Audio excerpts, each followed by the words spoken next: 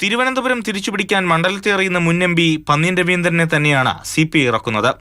ശശി തരൂരും ശക്തനായ BJP സ്ഥാനാർത്ഥിയും എത്തിയാൽ പോരാട്ടം തീപാറും.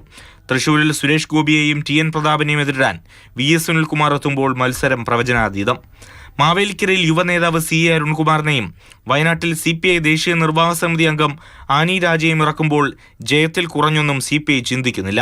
2020 ആണ് ഞങ്ങളുടെ മത്സരം. CPIയും CPMും കേരള കോൺഗ്രസും ജനതാദൾ ഘടകങ്ങളും എല്ലാം അടങ്ങുന്ന LDF മത്സരിക്കുന്നത് 20-20 ജയിക്കാൻ വേണ്ടിയാണ്. CPMന്റെ സ്ഥാനാർത്ഥി പട്ടിക കൂടി പ്രഖ്യാപിക്കുന്നതോടെ LDF അരയും തലയും മുറുക്കി ഇറങ്ങും. KK ശൈലജയെ തന്നെ ഇറക്കി വടകരയിൽ അഭിമാന പോരാട്ടത്തിനാണ് CPM നീക്കം. TP ചന്ദ്രശേഖരൻ വധക്കേസിൽ പ്രതികളുടെ ശിക്ഷ ശരിവെച്ച കോടതി ഉത്തരവ് സജീവ ചർച്ചയാകുന്നതിനൊപ്പം K മുരളീധരൻ വീണ്ടും ഇറങ്ങിയാൽ പോരാട്ടം കടുക്കും. കഴിഞ്ഞ തവണ കൈവിട്ട ആലത്തൂർ തിരിച്ചുപിടിക്കാൻ മന്ത്രി K രാധാകൃഷ്ണൻ ഇറങ്ങുമ്പോൾ കോൺഗ്രസിന് കാര്യങ്ങൾ അത്ര എളുപ്പമല്ല. ആറ്റിങ്ങലിൽ ജില്ലാ സെക്രട്ടറി V ജോയിയും അടൂർ പ്രകാശും V മുരളീധരനുമാണ് കളത്തിലെങ്കിൽ ത്രികോണ മത്സരം. കൊല്ലത്ത് NK പ്രേമചന്ദ്രനെതിരെ മുകേഷ് ഇറങ്ങുമ്പോൾ CPMന്റെ കണ്ണ് കൂടുതലും ഈഴവ വോട്ടുകളിലാണ്.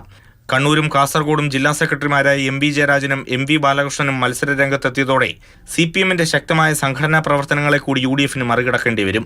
പാലക്കാടും പത്തനംതിട്ടയിലും കോഴിക്കോടും മുതിർന്ന നേതാക്കളെ തന്നെ ഇറക്കുമ്പോൾ ജയത്തിൽ കുറഞ്ഞൊന്നും CPM ചിന്തിക്കുന്നില്ല. ആലപ്പുഴയിൽ സിറ്റിംഗ് MP AM ആരിഫിനും ഇക്കുറി അഭിമാന പോരാട്ടമാണ്. ഇടുക്കിയിൽ ഡീൻ കുര്യാക്കോസിന്റെ തേരോട്ടം അവസാനിപ്പിക്കാൻ ജോയിസ് ജോർജിനെ ഒരിക്കൽ കൂടി പരീക്ഷിക്കാനാണ് നീക്കം. പൊന്നാനിയിൽ ലീഗിൽ നിന്ന് പുറത്തായ KS ഹംസയെ സ്ഥാനാർത്ഥിയാക്കി ലീഗ് വോട്ടുകൾ ഭിന്നിപ്പിക്കാനാണ് നീക്കം. മലപ്പുറത്ത് യുവ പോരാളി V വസീഫും എറണാകുളത്ത് KJ ഷൈനും വന്നതോടെ യുവാക്കൾക്കും വനിതകൾക്കും സ്ഥാനാർത്ഥി പട്ടികയിൽ പ്രത്യേക പരിഗണന. അതേസമയം കോൺഗ്രസിലെ സ്ഥാനാർത്ഥി നിർണയം എങ്ങും എത്തിയിട്ടില്ല.